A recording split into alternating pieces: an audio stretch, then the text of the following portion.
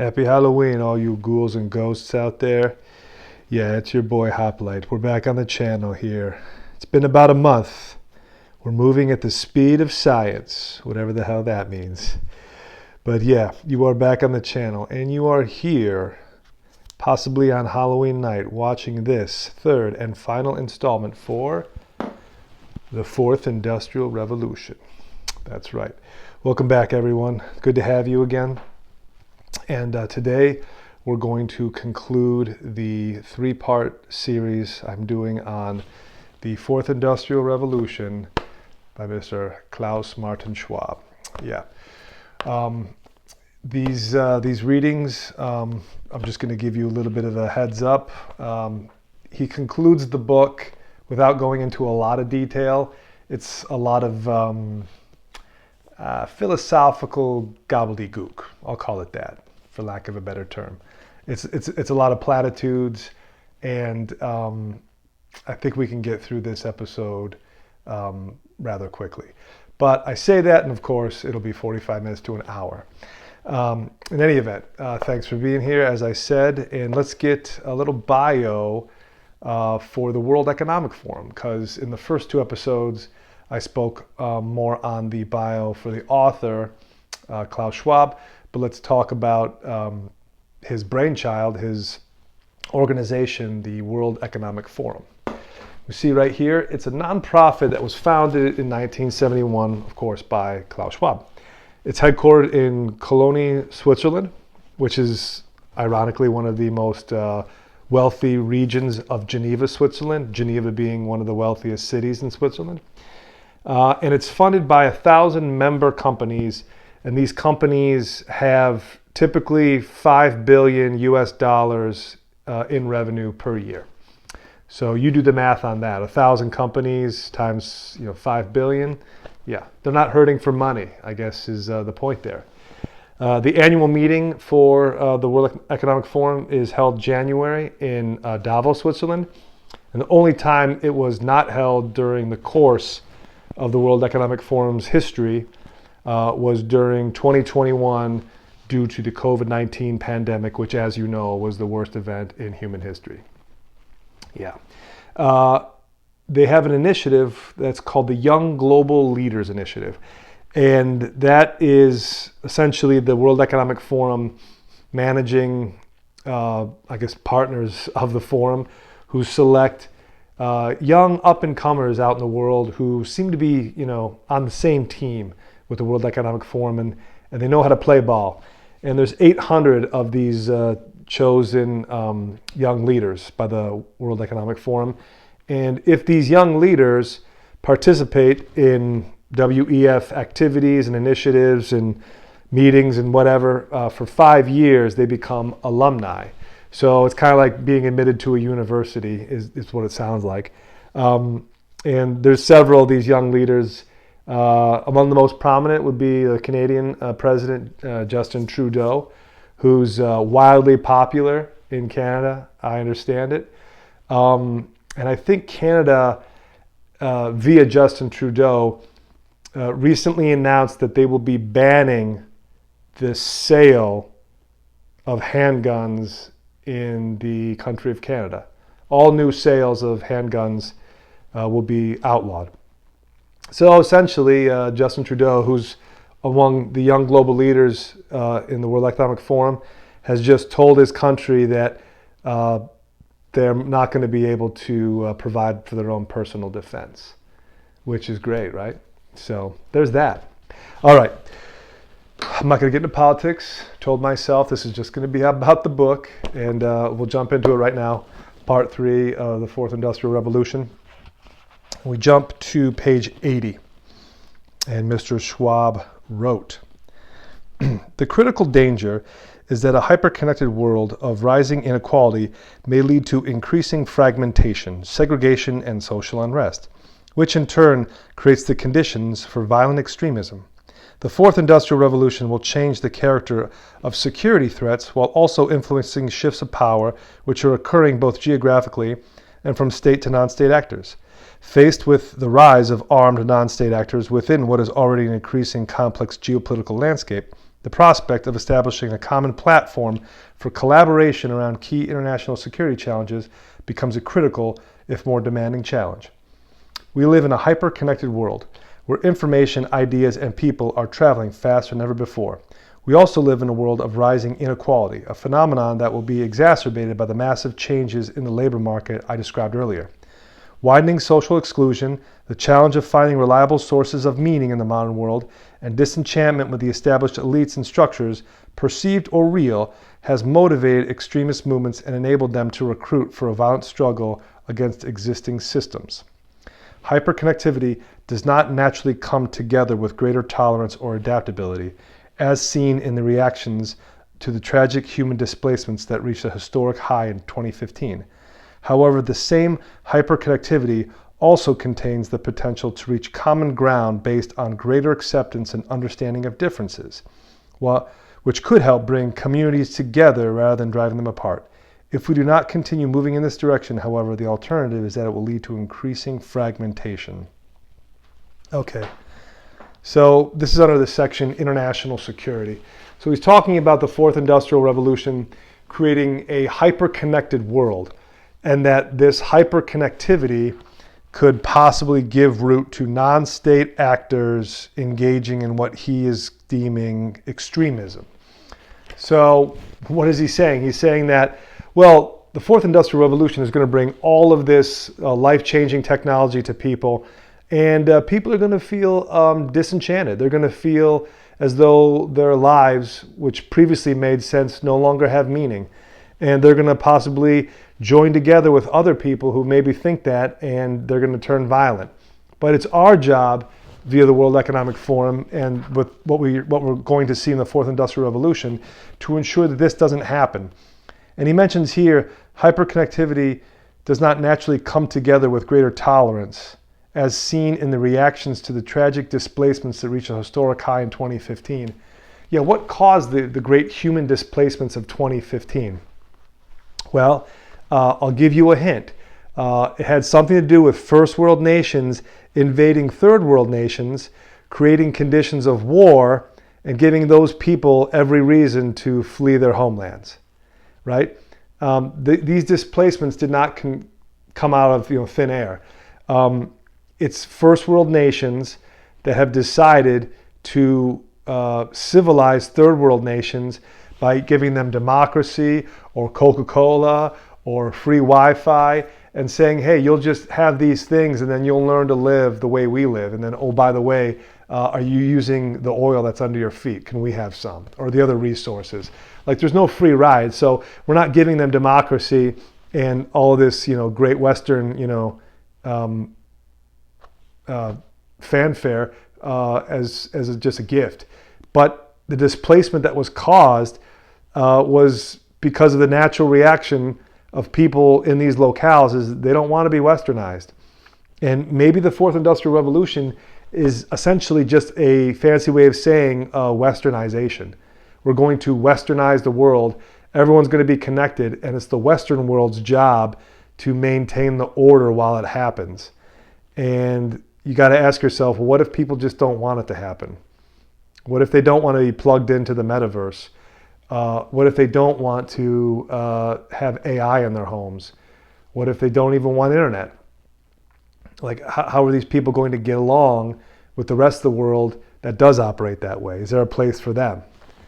I don't think he ever addresses that. He simply addresses the Fourth Industrial Revolution as a bygone, or not bygone, but it's a foregone conclusion, and that it's up to the Western world to lead the way for everybody else. Never once does he mention, like, what if there's parts of the world that just don't want it? Anyway, continuing on page 81. The movement of people around the world is both a significant phenomenon and a huge driver of wealth. How will the Fourth Industrial Revolution impact human mobility? It may be too soon to tell, but extrapolating from the current trends indicates that mobility will play an even more important role in society and economics in the future than today. For redefining individual identities. Individuals used to identify their lives most closely with a place, an ethnic group, a particular culture, or even a language. The advent of online engagement and increased exposure to ideas from other cultures means that identities are now more fungible than previously. People are now much more comfortable with carrying and managing multiple identities. Redefining family identity. Thanks to the combination of historical migration patterns and low-cost connectivity, family structures are being redefined. No longer bound by space, they often stretch across the world with constant family dialogue reinforced by digital means. Increasingly, the traditional family unit is being replaced by the transnational family network. Okay, doesn't that sound warm and fuzzy, everybody? So we're talking about a transnational family network, which doesn't sound like a family at all. And then what is this nonsense?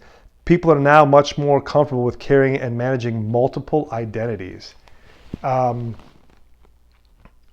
don't think so. I think like this assumes that people, as technology progresses, they'll diversify their own understanding of humanity along with their technology. But this software is still the same as it was practically 10,000 years ago. The way I perceive the world and the way I understand it, it's not different because I haven't evolved, right? I'm still the same Homo sapien man that was walking the earth thousands of years ago. It's just that I've made a world that operates differently, but I haven't evolved with that world, right? That takes thousands of years, tens of thousands of years. This managing different identities, like that sounds like schizophrenia to me. No offense to anybody who suffers from that, but that's what it sounds like. It's managing multiple identities. That confuses people. And that's going on a lot in the Western world, is you have this strange cult-like behavior where people now care more about their identities than who they actually are and what they actually provide for the world. Like, what do you do for a living? I'm a carpenter. I'm also non-binary, polyamorous, and I'm left-handed. It's like, okay, well, tell me about your carpentry business. Like, this identity stuff is teaching people that that's what matters more to them than what they actually provide their fellow human beings. We're getting caught up with this, and maybe it's because of this hyper-connectivity and the online engagement that's driving this. It makes you feel as though to be different, to stand out, there has to be something inherently different about you, even like maybe on a cellular level, to make you worthwhile or make you valuable. But it's not. It's like what you do in life is what makes you valuable, right? You know, a father is valuable to a child because they're supposed to be providing guidance and keeping a roof over their head, teaching them, right from wrong, and how to be a decent person. If you're a doctor, the health care you provide to somebody, that's the worth you provide in the world. Changing the identities of families and the identity of individuality, that's what's causing so much of this. Some people have called it mass psychosis, but I think that's accurate. And maybe the fourth industrial revolution will carry this mass psychosis along with it as a byproduct. And how do we address that? Like, do we just accept it as fact, or do we pump the brakes a bit and say, no, this is defining mankind, and mankind is not evolving with this technology. Like I said, it takes thousands of years for that to happen. Are we creating a world that we cannot keep up with? Just some food for thought. Let's move now to page 84. This is under cyber warfare. This should be good. Klaus wrote, cyber warfare presents one of the most serious threats of our time. Cyberspace is becoming as much a theater of engagement as land, sea, and air were in the past. I can safely postulate, while any future conflict between reasonably advanced actors may or may not play out in the physical world, it will most likely include a cyber dimension, simply because no modern opponent would resist the temptation to disrupt, confuse, or destroy their enemy's sensors, communications, and decision-making capability. This will not only lower the threshold of war, but will also blur the distinction between war and peace, because any networks or connected devices, from military systems to civilian infrastructure such as energy sources, electricity grids, health or traffic controls, or water supplies, can be hacked and attacked. The concept of the adversary is also affected as a result. Contrary to the past, you may not be certain of who is attacking you, and even whether you have been attacked at all. Defense, military, and national security strategists had focused on a limited number of traditional hostile states. Now they must consider a near infinite and indistinct universe of hackers, terrorists, activists, criminals, other possible foes. Cyber warfare can take many different forms, from criminal acts and espionage to destructive acts such as Stuxnet, that remain largely underestimated and misunderstood because they are so new and difficult to counter. Since 2008, there have been many instances of cyber attacks directed at both specific countries and companies.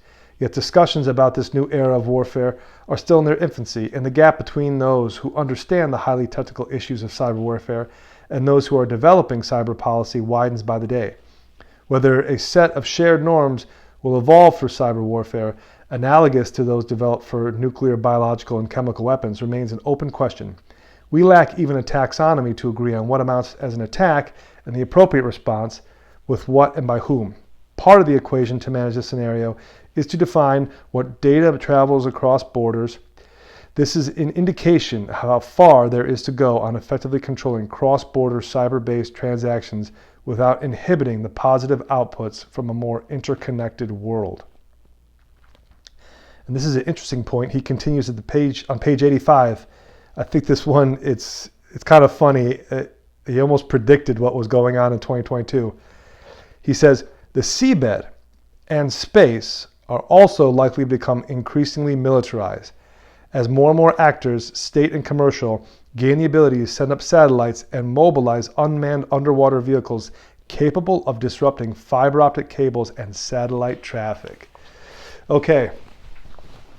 Wow, Klaus, it's almost like you have a crystal ball. This was written in 2017. The seabed and space are likely to become increasingly militarized. What just happened about a month ago or less in the Black Sea? I believe it was the Black Sea. I could be wrong. Or the Baltic. Anyway, Nord Stream 1 and 2 were blown up. They were damaged. Was it an accident? No one believes it was an accident, right? It just so happens that the United States and the European Union, along with NATO, are essentially engaged in a proxy war with Russia because of their war in Ukraine. We know this is going on. And I covered several episodes of the war in Ukraine and how Russia is essentially going to win that war. They set out to win that war because they cannot afford to lose it. But what happens in the meantime? NATO and the EU have essentially waged a proxy war by sending weapons and money to Ukraine, but also sanctioning Russia. This is going to hurt Germany the worst because Germany basically holds up the EU. And as a former president once famously said, Germany is really of no use to NATO because they are beholden to Russia for practically all of its energy. When they need to turn the heat on, when they need natural gas or petroleum, the majority of it is coming via Russia. And what does NATO do? NATO is supposed to stand as the defense line between a nuclear-armed Russia and the West. But one of the biggest contributors of NATO is Germany, beholden to Russia. And they laughed at him and said, oh, you're full of it.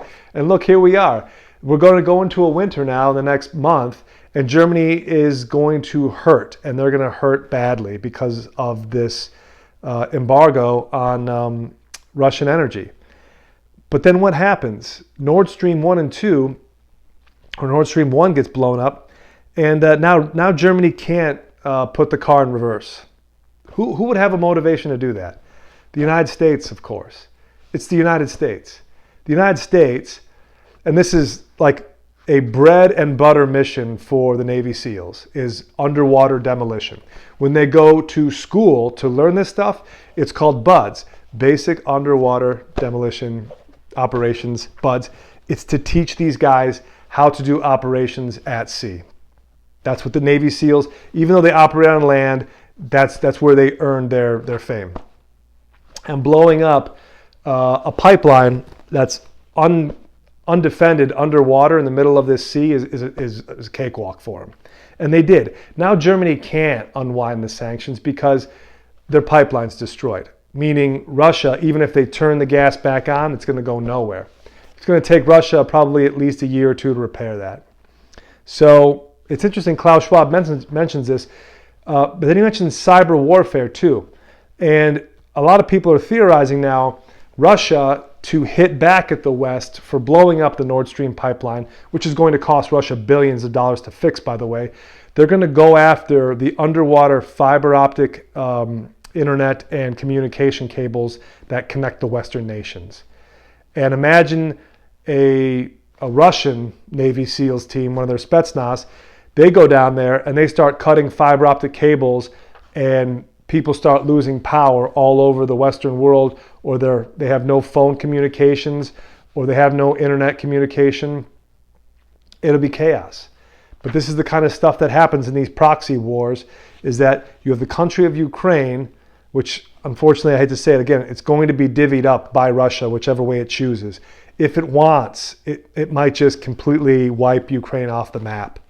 And the entire country of Ukraine gets absorbed by Russia and becomes its own, federated state, but it's part of Russia. If they want, that could happen. In the meantime, the United States is leaving all the countries of NATO and the EU to fend for themselves against Russia and giving them no way out. And cyber warfare, we know, is going to be a part of that. Because why wouldn't it be? So much of our fourth industrial world that's taking shape relies upon this technology. Of course, there's going to be a war in cyberspace. Elon Musk is already saying that his Starlink system has been getting jammed by Russian actors. It's like, well, yeah, of course. It's like if you're providing Ukrainian military internet access via Starlink, the Russian military is going to look to jam it or knock it out. They might just send up satellites to do that very thing. This will be the future, and it's already starting to happen. We know it. And when we rely upon these systems that can do these things, the human toll for suffering and death exponentially grows with it. It's like once we enter the atomic age, you're not talking about TNT anymore. You're talking about thermonuclear reactions that can level cities in a matter of minutes. We probably have weapons now that can level cities in a matter of seconds, right? Neutron bombs, those have never gone away. Look up what a neutron bomb can do. It'll scare the hell out of you. Those weapons were developed over 50 years ago. So this stuff can get out of hand, and it can get out of hand fast. And there's no putting the genie back in the bottle if we end up putting ourselves back in the Stone Age because of these wars. Let's continue. We jump to this is page 87 under Emerging Technologies Transforming International Security. And this is under the section Biological Weapons. I also found this passage interesting, page 87. The history of biological warfare is nearly as old as the history of warfare itself, but rapid advances in biotechnology, genetics, and genomics are the harbinger of new, highly lethal weapons. Airborne designer viruses, engineering superbugs, genetically modified plagues, and so on, all of these form the basis of potential doomsday scenarios. Klaus, you are looking right back into your crystal ball, I think, right? Airborne designer viruses. By the way, I mentioned earlier in the opening for this episode that the Davos meeting was canceled in 2021 because of the COVID pandemic, right? Which was an airborne coronavirus. Yeah, interesting. And more and more science is catching up and realizing that the epidemic was most likely, not likely, most likely, the product of a engineered, man-made, weaponized virus. This is coming out. People knew this over a year or two ago. Some people said it right off the bat. I kind of looked at it sideways, like, nah, let's hold on a second. You don't know that. Like, it could just be just one of these every 100 years, like the Spanish flu. It just could be like every 100 years, something in nature, goes through a life cycle, and a century later it comes out. It could be that. The people who are actually researching this are saying that this virus that caused this epidemic, it doesn't look like or behave like anything else previously. If anything, it looks like and behaves like a mishmash, Frankenstein, sewn up, patched together host of viruses in one. And here he's saying that in the fourth industrial revolution, you're going to have airborne designer viruses, superbugs, genetically modified plagues, and they form a basis of potential doomsday scenarios. Well, no kidding, right? And this will help you sleep at night too. The University of Boston, BU, was tinkering with the, I think, Omicron variant of COVID. And they did a study in mice, and they were able to enhance the lethality of the Omicron variant to 80%. And I don't know how, like, the FBI hasn't kicked down the doors of Boston University and arrested these people for essentially doing what we suspected the original designers of Corona had done, and that's modifying pre-existing viruses and making them more lethal, making them more communicable. Gain of function research, that's what it was. And Boston University just took the coronavirus and enhanced its lethality from like 10% to 80%. And we're okay with this. And this is happening in Boston, Massachusetts, which is a major population center in our country. It's insane. And this stuff needs to stop. That's all I got to say about it. Is biowarfare is as old as warfare itself. Everybody knows probably the story of the Mongol horde taking dead bodies that were infected with plague and catapulting them over a city's walls, trying to basically infect the host population within that city. They didn't know how viruses or bacteria worked, but they knew that if somebody was sick with something, the closer they were to that person, the more likely they too were to get sick. So they just put two and two together, heave that body over the wall, keep heaving the dead bodies, and maybe plague will break out in this city and we can conquer it without having to set foot inside. But now you're talking about scientists, right? Because like it's their job and it's all for our own good, tinkering with these things and creating viruses that now have gain of function to a new level. And that has to stop, because that is insane. That is literally like creating a Frankenstein scenario. And if that gets loose, 2020 and 2021 will look like the good old days. And I don't say that with any hyperbole. All right, moving on. Jump to page 103. This is under Managing Public and Private Information. And Klaus said, spurred in part by the revelations of Edward Snowden, the global debate about the meaning of privacy in a world of greater transparency has only just begun, as we see how the internet can be an unprecedented tool of liberation and democratization, and at the same time an enabler of indiscriminate, far-reaching, and almost unfathomable mass surveillance. Why does privacy matter so much? We all instinctively understand why privacy is so essential for our individual self. Even for those who claim they do not particularly value privacy and have nothing to hide, there are all sorts of things said and done that we may not want anyone else to know about. There is abundant research showing that when someone knows he is being watched, his behavior becomes more conformist and compliant. This book, however, is not the place to engage in a lengthy reflection about the meaning of privacy or to respond to questions about data ownership. I fully expect, however, that a debate about many fundamental issues such as the impact on our inner lives stemming from the loss of control over our data will only intensify in the years ahead. Yeah, no kidding, Klaus. So that I underline this sentence in particular because he's saying it out in the open. There is abundant research showing that when someone knows he's being watched, his behavior becomes more conformist and compliant. Again, put a tinfoil hat here, go back 2 years to 2020 and 2021, right? Remember all that talk like stay 6 feet apart, right? Wear a mask. Go get vaccinated. Okay, thank you. You need to get another vaccine. Keep your mask on though. Wait a minute, I just got vaccinated. We know, but the science, is evolving. Keep the mask on, stay 6 feet apart, and get vaccinated. But you told me that this was supposed to let me out of having to do this. Sir, listen, are you going to be a problem here? Just conform, comply, and everything will go away, and this will all just be fine. That never happened. That, I believe, that 2 years was to see how many people complied and how many didn't. I know, keep the tinfoil hat on, folks, because I'm going to keep going. And I think the people at the World Economic Forum and people in countries that had very draconian and strict lockdowns paid attention, and they kept metrics. And they knew that they could only negotiate people's compliance based upon their own desire to either keep themselves safe or their neighbors safe, or the illusion of safety.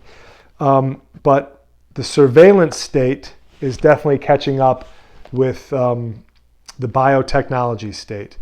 And it might come to a time where you don't have the ability to say yes or no to something because they know whether or not you have complied. And there is nothing that affects the human psyche more than community. To be ostracized is a fate worse than death. To be excluded from the group, to be left on your own, to fend for yourself, to be looked at differently by everybody, to be considered unclean or lowly. This is a fate worse than death because we're social animals. We need to commune with our fellow man and interact to derive any kind of satisfaction or happiness from life. A lot of people can live on their own and be happy, but they still need to go out and interact with people eventually, or they just waste away. So the surveillance state is coming. People, as research shows, when they know they're being watched, they are more likely to conform. And this whole idea of privacy in the fourth industrial revolution, your privacy will suffer. That is a hard and fast rule. So just understand that. As technology progresses, and as things become more trackable, and as behavior can be observed through many different channels, your privacy will be chipped away and chipped away further and further. And he should have just said that in this book. There will be no discussion. Your privacy will be less as technology and the Industrial Revolution proceeds. You can't have one and keep the other. I hate to say it. Okay, continuing. Jump to page 104. This is under wellness and the bounds of privacy. And Klaus wrote, what is currently happening with wellness wearable devices provides a sense of the complexity of the privacy issue. An increasing number of insurance companies are considering making this offer to their policyholders. If you wear a device that monitors your wellness, how much you sleep and exercise, the number of steps you take each day, the number and type of calories you eat, and if you agree that this information can be sent to your health insurance provider, we will offer you a discount on your premium. Is this a development we should welcome because it motivates us to live healthier lives? Or is it worrisome and a move toward a way of life where surveillance from government and companies alike becomes ever more intrusive? For the moment, this example refers to an individual choice, the decision to accept wearing a wellness device or not. But pushing this further, let us assume that it's now the employer that directs each of its staff to wear a device that reports health data to the insurer because the company wants to improve productivity and possibly to decrease its health insurance costs. What if the company requires reluctant employees to abide or else pay a fine? What previously seemed like a conscious individual choice, wearing a device or not, becomes a matter of conforming to new social norms that may one day be deemed unacceptable. Again, the crystal ball. It's 2017, and it's like he's looking into 2022 and beyond and writing about it. What if your company or your employer says, hey, you need to wear this Apple Watch and download this app so we can monitor your health? You can take it off when you shower and whatnot, but it needs to be on you at least 15 hours a day. Well, boss, I think that's kind of intrusive. Like, oh, okay, well then I guess you don't want to work here anymore. Well, okay, hold on a second. Now, I got a wife and I got kids and I got to feed them. And oh boy, if I lose this job, the wife will divorce me and the kids will hate me. Okay, I'll wear the watch, right? And that's how easy it is, right? They hold out the carrot and the stick. And if you don't take the carrot, well, then you get the stick. And that's what's going to happen. And the vaccine that, for the last 2 years was given to people as an option, in the future won't be an option if your employer requires it. And a lot of employers were. Fortunately, a lot of judges now are seeing through the farce that was the last 2 years, and they're reversing those decisions. I saw a judge in New York recently ruled, and it sucks that a judge actually has to make a ruling on this, reinstated everybody who was fired for not being vaccinated and ordered them to be returned to their original positions with back pay. Thank God that happened, and that was the right decision, because after the last 2 years, we know that essentially everybody was lied to. They were fooled. But what if your company decides that they're all going to buy Apple smartwatches and they want to monitor your health in live time? How are you going to say no to that? The majority of people didn't say no to a optional mRNA vaccine, which is still, as far as right now, in clinical trials, which means if you took it, your insurance policy is not going to cover you because you volunteered for an experimental drug. Bet you didn't know that. Or hopefully you did know that, but maybe you didn't. I still wear a good old-fashioned mechanical watch. And I like automatic watches. I think they're neat. And I'm always going to wear one. I don't own a smartwatch. I have a smartphone. I'm recording this video through one, but I don't wear smart devices. And to tell you the truth, I should put my phone down more often than I do, and I'm trying to learn that habit. But eventually your devices become permanent trackers of your life, whether you know it or not. This device is storing data and processing it through algorithms constantly. If you wear a watch, that is one more node of data collection that device will process to better understand you. Do you really want that device and the people who own that device and that technology having that information on you? You have to decide. There's a lot of people I know who don't give a rat's ass, and they'll say, hey, if my life gets easier and I can check out my heart rate and my glucose levels and how many hours of REM sleep I got, well, that helps me out. So who cares if people know that about me? Knowledge is power. And if you give people knowledge, that power can be used against you. Know that. Don't assume that because people are collecting data that's beneficial to you, that they will always let you use it for your benefit or later won't use it against you. Okay? Just think about that. All right, let's move on to the next reading, page 107. And this is under the chapter The Way Forward. And Klaus writes, to develop contextual intelligence, decision makers must first understand the value of diverse networks. They can only confront significant levels of disruption if they are highly connected and well networked across traditional boundaries.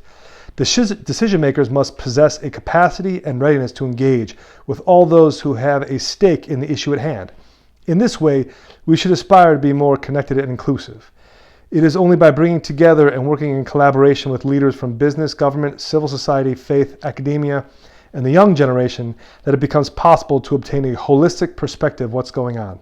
In addition, this is critical to develop and implement integrated ideas and solutions that will result in sustainable change. This is the principle embedded in the multi-stakeholder theory that the World Economic Forum communities called the Spirit of Davos, and I first proposed in a book published in 1971. Boundaries between sectors and professions are artificial and are proving to be increasingly counterproductive.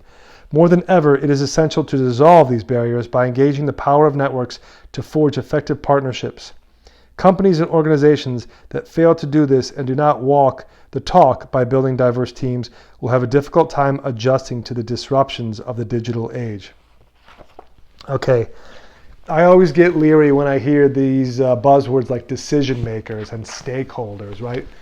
It's like whenever you turn the news and the talking heads on TV call, members of Congress lawmakers. Like, why do you call them lawmakers? Like, I don't elect these people to go to DC to pass laws that I have to live by. I vote for them because they're supposed to represent my interests. And sometimes my interests, believe it or not, are that they go to DC for the purposes of rescinding laws, canceling laws, rewriting laws, modifying laws, not writing new ones. But the TV talking goofballs want you to believe that, oh no, these people who work in DC, they're lawmakers. They're supposed to be there to pass laws for you to obey, whether you like it or not. He talks about decision makers and stakeholders. Like, who do you think that means? Do you think you're a decision maker? Do you think you're a stakeholder? No. The World Economic Forum are the decision makers. The stakeholders are the people who decide to fund the World Economic Forum and bring their big bags of money. Those are the stakeholders. The decision makers are the people who are invited to the WEF, and that's not you. That's not me. But don't worry, we're going to break down the boundaries that separate organizations throughout the world, and we're all going to conform to one playbook, and it's going to be ushered in through the digital age. And again, as I asked previously, what if people don't want this? Or what if people just want half? Or what if people just want, a fifth? They don't want the whole enchilada of the fourth industrial revolution. Do they have a say? Do they have a choice? Or do they just have to go along because the stakeholders and the decision makers have handed down their 10 commandments, and that's the law?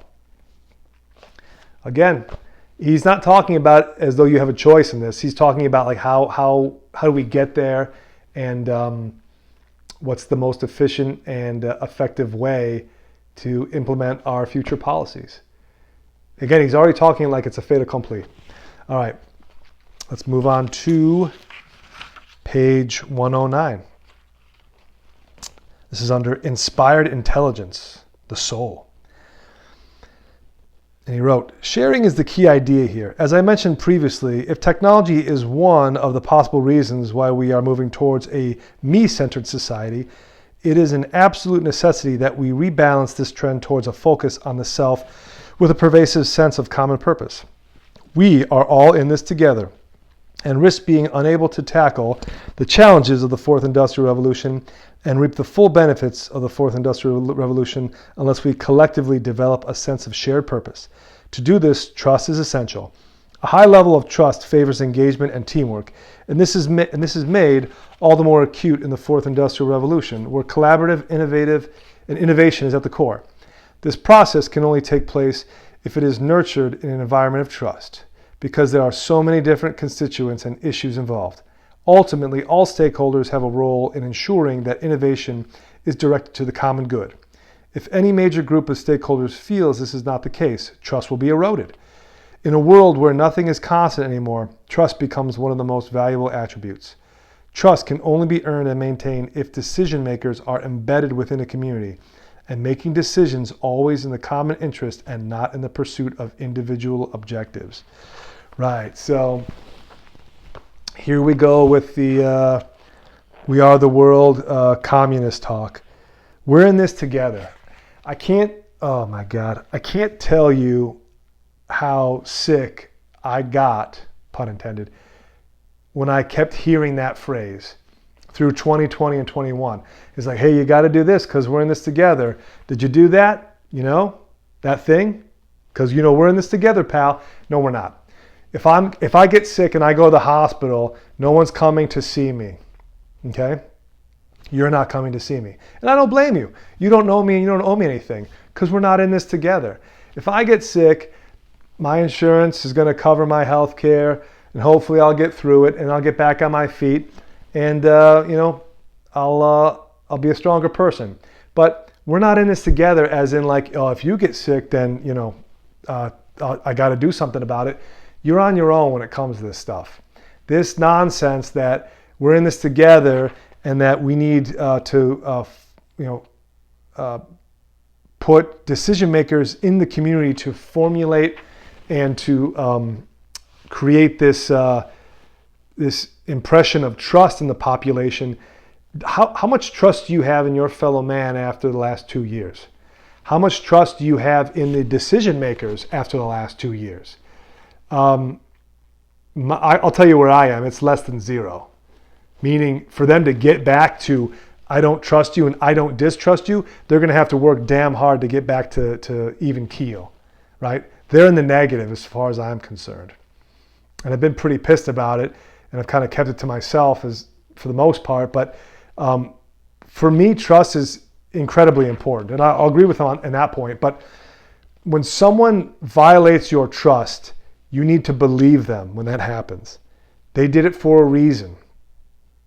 And it's most likely a selfish reason.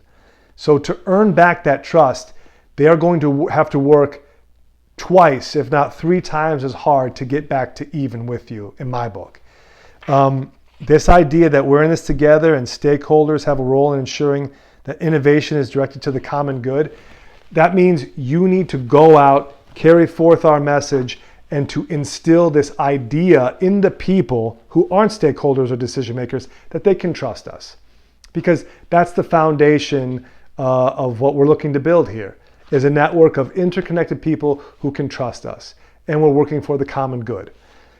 As I said probably 100 times before in these episodes, when somebody from a position of power or authority comes to you and tells you, I have a plan for the future, you're going to love it, it's for the common good, you should immediately distrust that person. Because they're selling you some crap. And the common good is achieved when people are allowed their freedom to pursue their own happiness and their own interests, and they will seek out other people where they can exchange that mutual help, that mutual aid, that give and take relationship will occur naturally. When people are allowed that freedom, that's how it happens. It's not through some grand design that a nonprofit organization in Geneva, Switzerland comes up with and everybody has to get on board with. It's not coming from that. It comes from people living freely, not committing any crimes against their neighbors, not stealing, not defrauding, but engaging in the mutual commonplace of ideas and exchanging ideas freely, exchanging commerce. I have a skill. You have money. I'll exchange my skill for your money. That's how it happens.